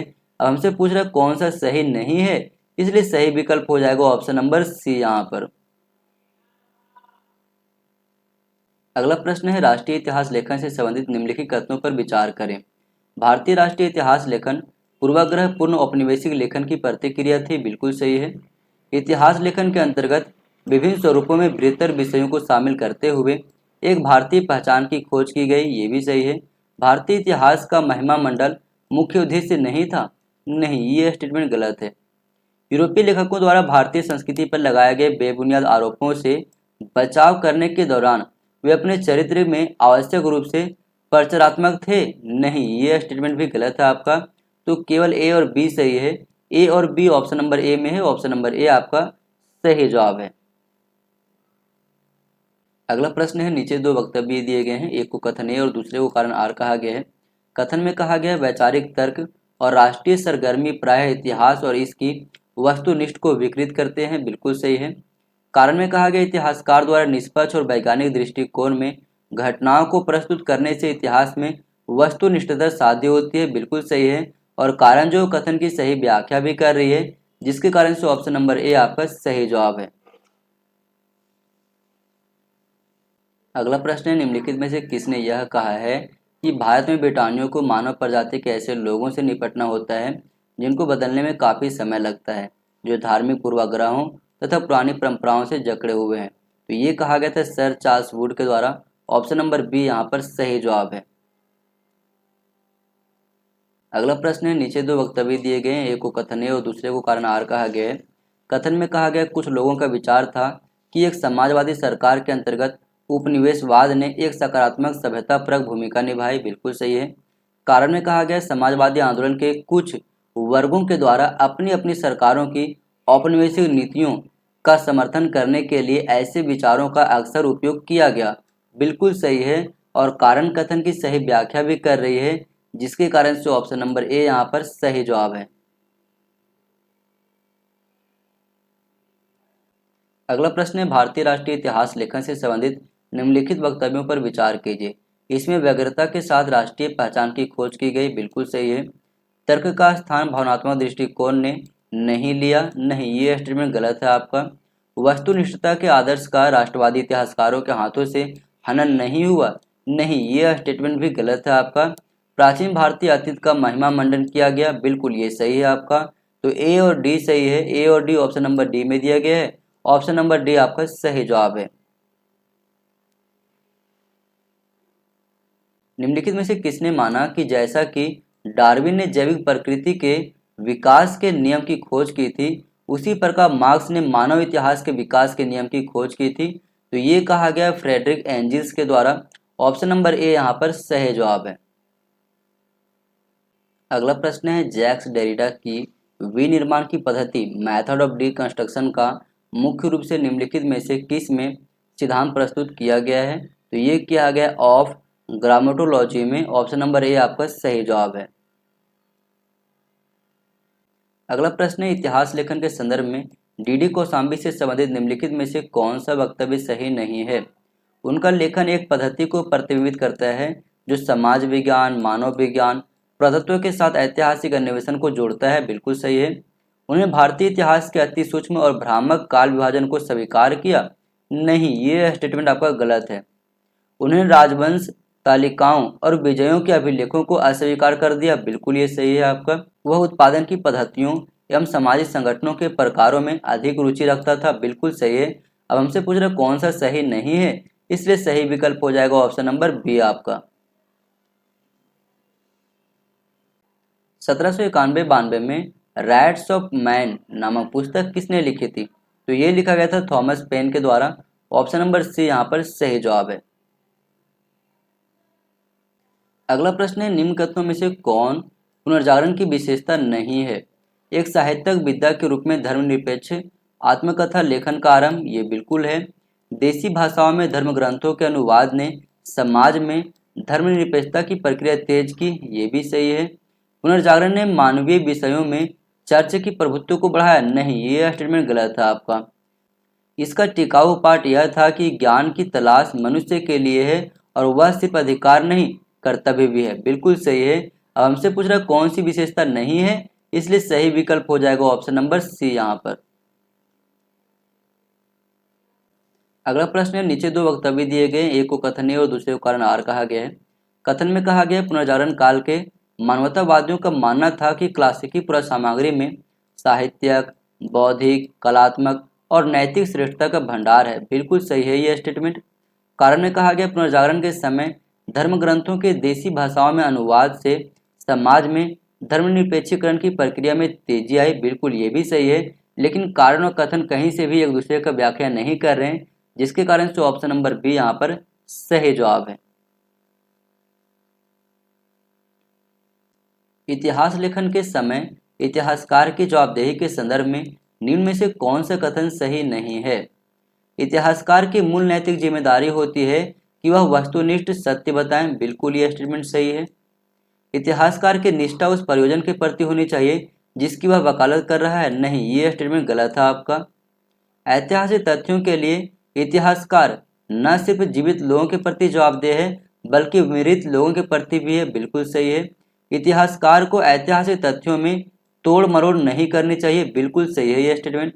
अब हमसे पूछ रहा है कौन सा सही नहीं है, इसलिए सही विकल्प हो जाएगा ऑप्शन नंबर बी आपका। अगला प्रश्न है, नीचे दो वक्तव्य दिए गए हैं, एक को कथन है और दूसरे को कारण आर कहा गया है। कथन में कहा गया ऐतिहासिक पद्धति एक जटिल प्रक्रिया है जिसमें सूचना के स्रोत की खोज, उसका आलोचनात्मक मूल्यांकन, संश्लेषण और व्याख्या शामिल है। बिल्कुल सही है। कारण में कहा गया ज्ञान के शास्त्र के रूप में इतिहास प्राकृतिक विज्ञानों से बिल्कुल अलग है क्योंकि इसका कोई सार्वभौम नियम नहीं है। बिल्कुल दोनों ही सही हैं, लेकिन कारण कथन की व्याख्या नहीं कर रहा है, जिसके कारण से ऑप्शन नंबर बी यहाँ पर सही जवाब है। अगला प्रश्न है, सूची 1 को सूची 2 से मिलान कीजिए। विल्हम डिल्थ, इसके द्वारा लिखी गई पुस्तक का नाम है hermeneutics and the study of history, यानी ए का हो जाएगा आपका 3। जी.आर. एल्टन की पुस्तक का नाम है द प्रैक्टिस ऑफ हिस्ट्री, तो बी का हो जाएगा यहाँ पर 4। इस प्रकार से ए का 3 और बी का 4 केवल ऑप्शन नंबर डी में दिखाई दे रहा है। ऑप्शन नंबर डी यहाँ पर सही जवाब है।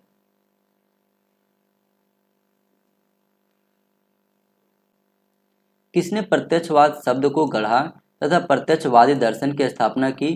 तो ये किया गया था ऑगस्टस कॉम्टे के द्वारा। ऑप्शन नंबर सी यहाँ पर सही जवाब है। अगला प्रश्न है, सूची 1 को सूची 2 से मिलान कीजिए। जे.ए. हॉब्सन, इसके द्वारा लिखे गए पुस्तक का नाम है इम्पीरियलिज्म ए स्टडी, यानी ए का हो जाएगा आपका 2।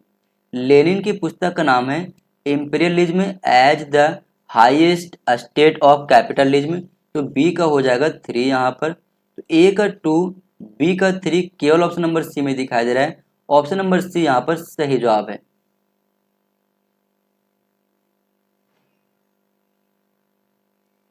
निम्नलिखित में से किसने रांके के वस्तुपरक एवं निष्पक्ष इतिहास के ऊंचे दावे के संबंध में गंभीर संशय व्यक्त किया था? तो ये किया गया था ई.एच. कार के द्वारा। ऑप्शन नंबर बी यहाँ पर सही जवाब है।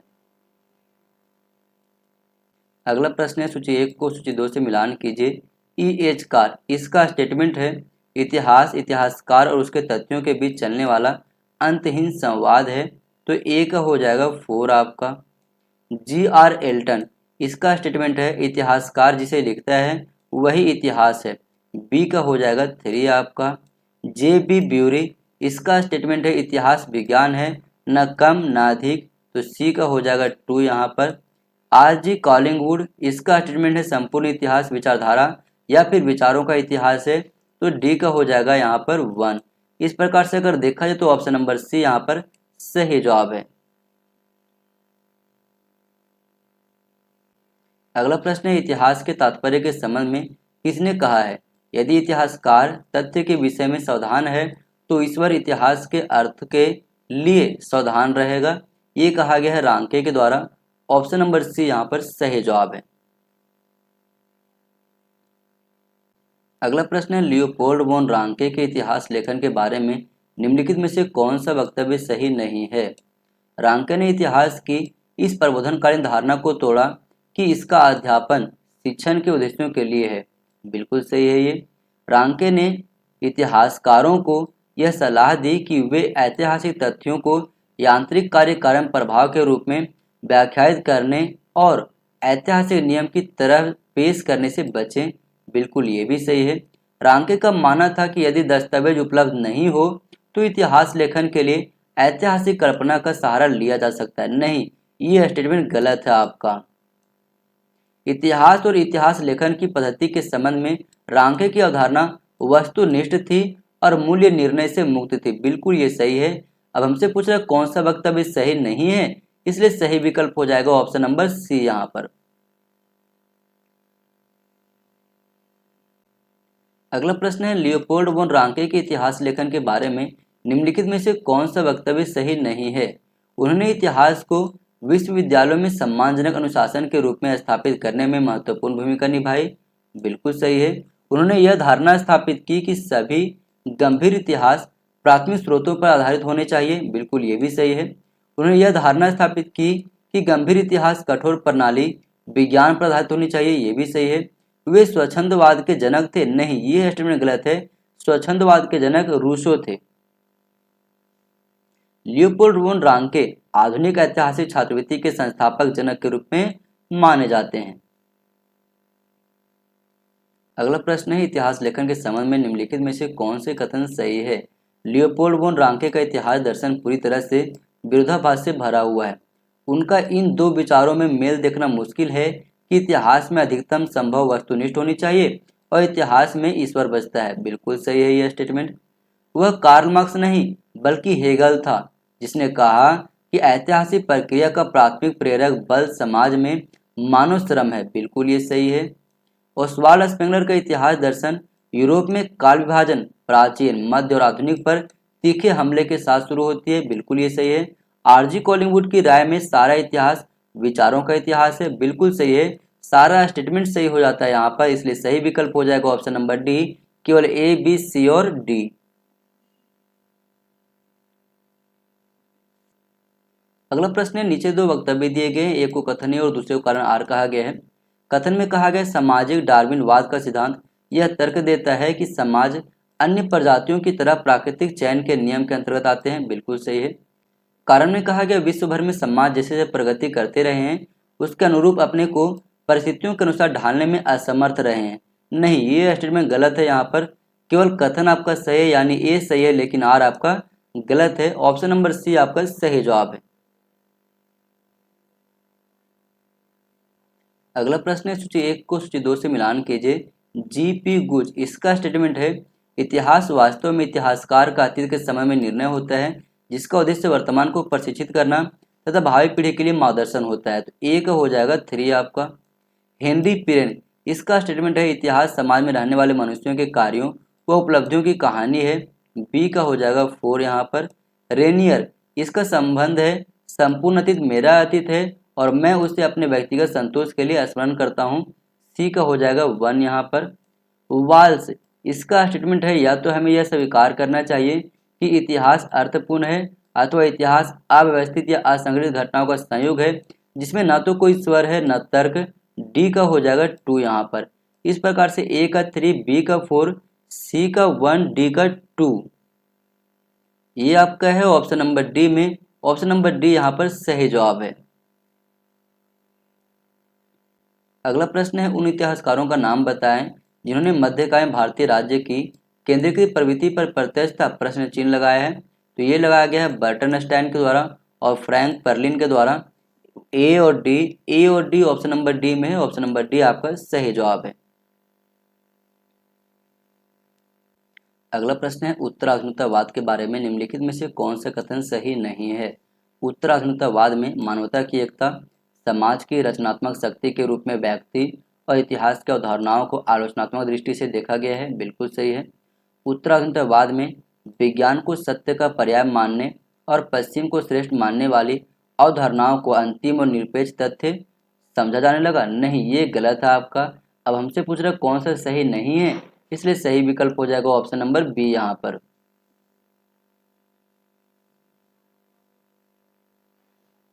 अगला प्रश्न है, नीचे दो वक्तव्य दिए गए हैं, एक को कथनीय और दूसरे को कारण आर कहा गया है। कथन में कहा गया ऐसा माना जा सकता है कि ऐतिहासिक पद्धति एक ऐसा विज्ञान है जो मनुष्य के उन विचारों तथा परिस्थितियों का अध्ययन करता है जो उसके सत्य या औचित्य का अनुकरण करते हैं। बिल्कुल सही है। कारण में कहा गया ज्ञान का शास्त्र होने के कारण यह प्राकृतिक विज्ञान से पूरी तरह से अलग है क्योंकि इसका कोई सार्वभौमिक नियम नहीं होता। बिल्कुल दोनों ही सही है, लेकिन कारण जो कथन की व्याख्या नहीं कर रहा है जिसके कारण से ऑप्शन नंबर बी यहाँ पर सही जवाब है। अगला प्रश्न है, नीचे लिखे शब्द किस इतिहासकार के हैं? किसी भी देश के इतिहास में कालों का बंटवारा और उन्हें परिभाषित करना समस्यापूर्ण मुद्दा है। भारत के विषय में तो यह विशेष एक ऐसा ही है क्योंकि हमारे इतिहासकारों जिनमें आरंभ में सभी ब्रिटिश थे उन्होंने अपने यूरोपीय अनुभव से प्राचीन, मध्य और आधुनिक काल के विभाजन का प्रतिमान लिया जो यहाँ के लिए कतई सटीक नहीं था। इसके बाद उन्होंने हिंदू, मुस्लिम और ब्रिटिश युग के नाम से एक नया विभाजन तैयार किया और मुद्दे को और जटिल बना दिया। ये स्टेटमेंट दिया गया है तपन राय चौधरी के द्वारा। ऑप्शन नंबर सी यहाँ पर सही जवाब है। अगला प्रश्न है, भारतीय इतिहास लेखन की मार्क्सवादी विचारधारा के बारे में निम्नलिखित में से कौन सा कथन सही नहीं है।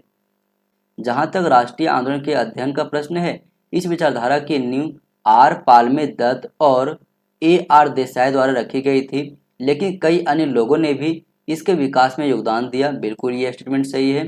वे राष्ट्रीय आंदोलन को एक संरचनात्मक बुर्जुआ आंदोलन के रूप में देखते हैं, ये भी सही है। वे राष्ट्रीय आंदोलन के वर्ग चरित्र की व्याख्या उसके संघर्ष के रूपों, उसकी रणनीतिक वापसी और समझौतों के संदर्भ में करते हैं, बिल्कुल सही है। उनका मानना था कि वित्तीय संसाधनों तक पहुंच राष्ट्रीय राजनीति की दिशा को प्रभावित करने की सक्षमता निर्धारित नहीं करती है। नहीं, ये स्टेटमेंट गलत है आपका। अब हमसे पूछ रहा कौन सा सही नहीं है, इसलिए सही विकल्प हो जाएगा ऑप्शन नंबर डी यहाँ पर।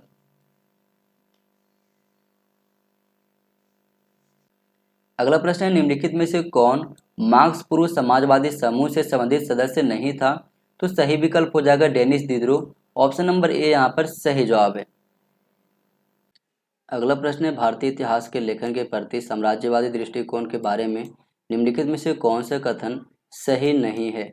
साम्राज्यवादी दृष्टिकोण पहली बार वायसराय के आधिकारिक घोषणाओं में उभरा और वी चिरोल, रॉलेट कमेटी और वेरनी लावर्ड द्वारा स्पष्ट रूप से सामने रखा गया, बिल्कुल सही है।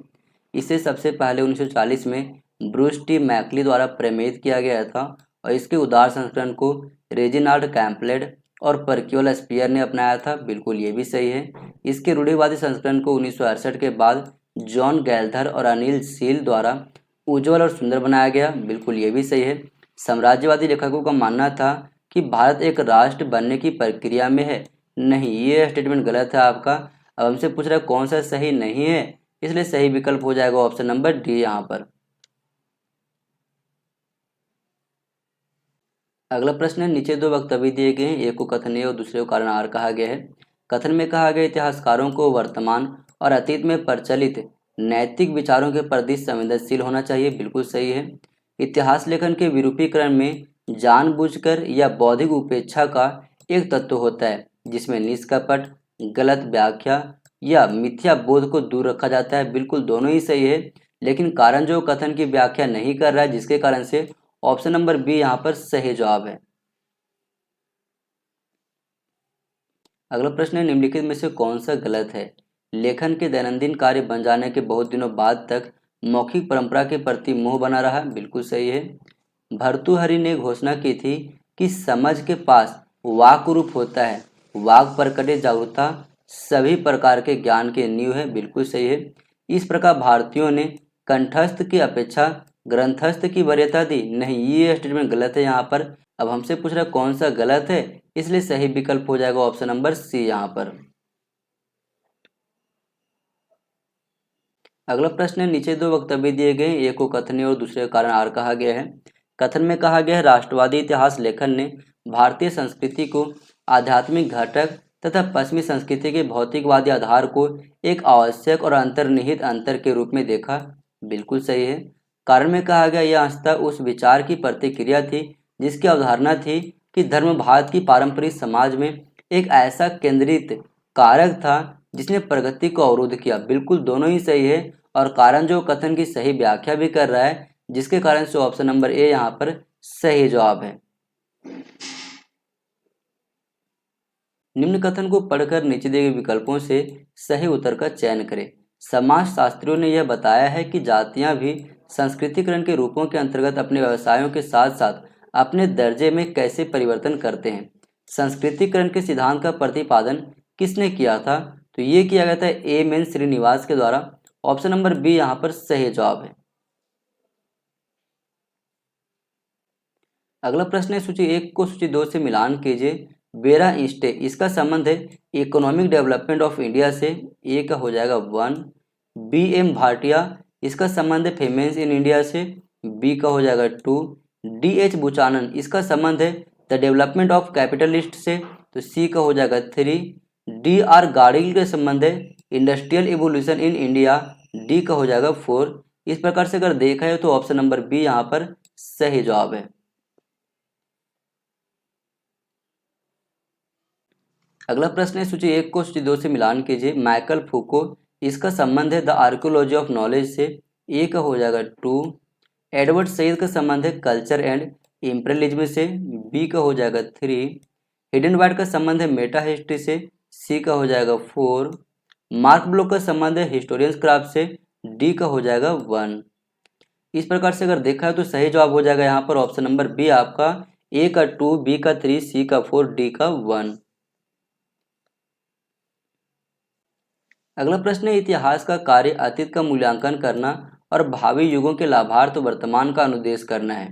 निम्नांकित में से किसने इतिहास की उपयुक्त परिभाषा दी है? तो ये दिया गया था जीपी गुज के द्वारा, ऑप्शन नंबर बी यहाँ पर सही जवाब है। नीचे दो वक्तव्य दिए गए हैं, एक को कथन ए और दूसरे का कारण आर कहा गया है। कथन में कहा गया गर्व, अहंकार, सहानुभूति, विद्वेष, व्यक्तिगत प्रतिद्वंदता, राजनीतिक मतभेद, सामाजिक विभेद, धार्मिक विभेद या देशभक्तिपूर्ण भावना किन्हीं व्यक्तियों को मूल अभिलेखों को विकृत बनाने के लिए प्रेरित कर सकते हैं। बिल्कुल सही है। कारण में कहा गया है विद्वता और राजनीतिक व्यक्तियों के बीच एक धूसर क्षेत्र बना रहता है जो संभवतः अन्यों की तुलना में इतिहासकारों को अधिक प्रभावित करता है, क्योंकि उनका चिरकालिक रूप से राजनीतिज्ञों के वैध दावों के लिए उपयोग किया जाता रहा। बिल्कुल सही है, लेकिन कारण जो कथन का सही व्याख्या नहीं है, इसलिए सही विकल्प हो जाएगा ऑप्शन नंबर बी यहाँ पर। अगला प्रश्न है भारत पर पाश्चात्य विचारों के प्रभाव के संदर्भ में निम्नलिखित कथनों में से कौन सा सही है? अंग्रेजी शिक्षा ने पाश्चात्य विचारों के असीम द्वार खोल दिए जिन्होंने प्रारंभ में उन्हें अभिभूत कर दिया था। बिल्कुल सही है। अंग्रेजी शिक्षा के माध्यम से आई पाश्चात्य विचारों की स्वीकृति ब्रिटिश शासन की स्वीकृति के समानार्थी थी? नहीं, ये स्टेटमेंट गलत है आपका। इसने तुरंत राजनीतिक सत्ता के खिलाफ राजनीतिक चेतना व प्रतिरोध को जन्म दिया? नहीं, ये भी गलत है आपका। इसने तर्कवाद की भावना को जागृत किया जिसके कारण हठधर्मी सिद्धांत की निरंकुशता और परंपरागत सत्ताओं, विश्वासों व प्रथाओं के खिलाफ मानसिक विद्रोह हुआ? बिल्कुल सही है।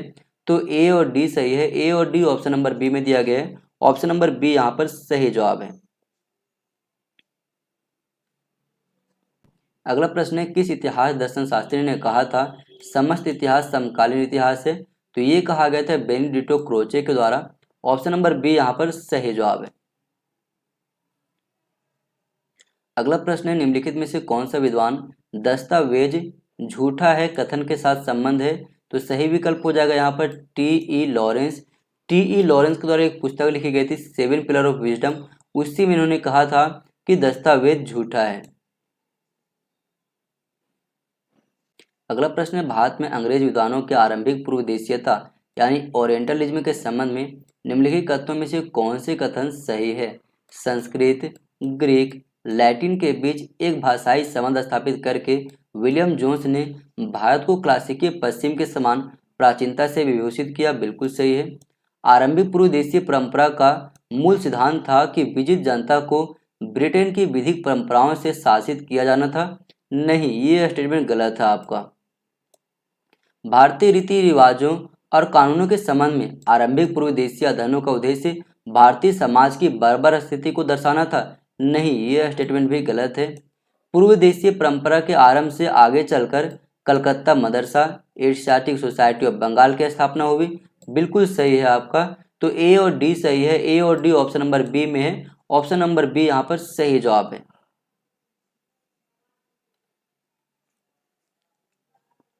इस व्याख्या को आप लोग अच्छी तरीके से याद कर लेना बहुत ही इंपॉर्टेंट है। भारतीय इतिहास के संदर्भ में प्राच्य विद्वानों ने भारतीय इतिहास लेखन शैली से भिन्न पाश्चात्य इतिहास लेखन के अनुरूप वर्णन किया।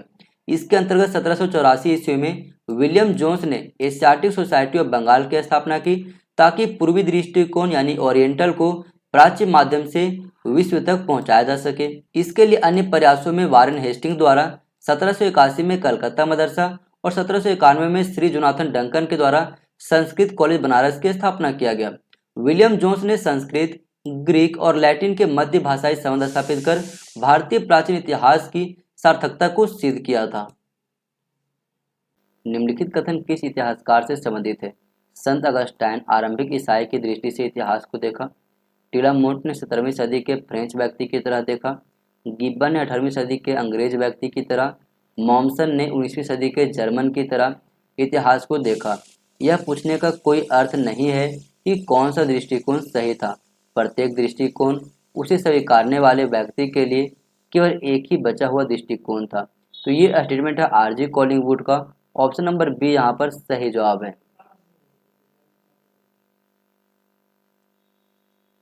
अगला प्रश्न है, निम्नलिखित में से किसने कहा कि उत्तर आधुनिक इतिहास शाब्दिक विरोधाभास है?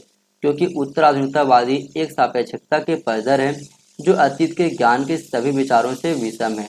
तो सही जवाब यहाँ पर हो जाएगा Joyce Appleby, Lynn Hunt, Margaret Jacob और रिचर्ड कॉब, यानी A B C D option number B में है। ऑप्शन नंबर बी आपका सही जवाब है। अगला प्रश्न है, इतिहास में क्लियोपेट्रा की नाक के सिद्धांत का आशय है? तो ये संबंध है इसका कार्य कारण से। ऑप्शन नंबर सी यहाँ पर आपका सही जवाब है।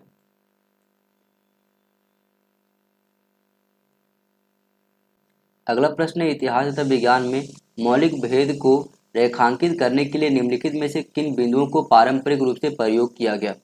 इतिहास अनन्य रूप से अनूठे जबकि विज्ञान सामान्य परिघटनाओं का अध्ययन करता है। बिल्कुल सही है। विज्ञान से इतर इतिहास में धर्म और नैतिकता शामिल होते हैं। बिल्कुल सही है। इतिहास केवल दार्शनिक विषयों से संबंधित है? नहीं, ये स्टेटमेंट आपका गलत है। अब मुझे पता है कि सी गलत है, तो सी ऑप्शन नंबर ए में है, ये भी कट जाएगा। बी में है, ये भी कट जाएगा। सी में है, ये भी कट जाएगा। तो केवल डी बचता है, यानी ऑप्शन नंबर डी आपका सही जवाब है। इतिहास लेखन में निम्नलिखित में से किस विकास ने प्राथमिक स्रोतों की आलोचनात्मक जांच शुरू की? तो ये किया गया है इतिहास लेखन में बर्लिन क्रांति के द्वारा। ऑप्शन नंबर सी यहाँ पर आपका सही जवाब है। निम्नलिखित में से किस इतिहासकार ने अपने ऐतिहासिक लेखन में काल्पनिक भाषणों के समावेश का प्रयोग किया है? तो ये किया गया है थ्यूसिडाइडिस के द्वारा। ऑप्शन नंबर डी यहाँ पर आपका सही जवाब है। अगला प्रश्न है, निम्नलिखित भारतीय इतिहास लेखन की परंपराओं को प्राचीनतम से नवीनतम के क्रम में सजाएं।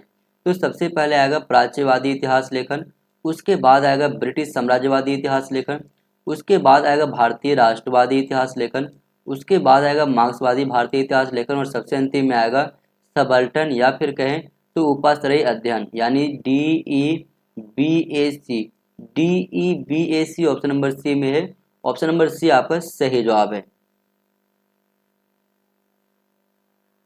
अगला प्रश्न है, इतिहास लेखन हेतु पाद टिप्पणियां के प्रयोग से निम्नलिखित में से किस उद्देश्य की पूर्ति नहीं होती?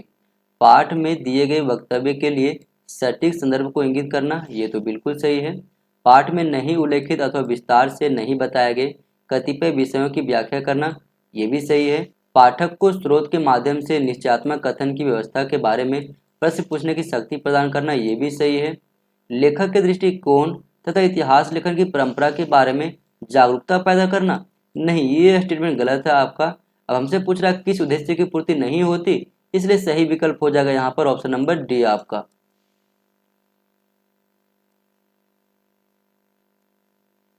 अगला प्रश्न है, आधुनिकोत्तर इतिहास लेखन के संबंध में निम्नलिखित में से कौन सा कथन सही नहीं है? अतीत को परिलिखित करने वाले स्रोत हमेशा किसी अन्य के दृष्टिकोण से लिखित होते हैं। बिल्कुल सही है। इतिहास लेखन के लिए कार्यकालीन संबंध तथा कालानुक्रम आवश्यक है? नहीं, ये स्टेटमेंट आपका गलत हो जाता है। अब हमसे पूछ रहा है कौन सा कथन सही नहीं है, इसलिए सही विकल्प हो जाएगा ऑप्शन नंबर बी यहाँ पर।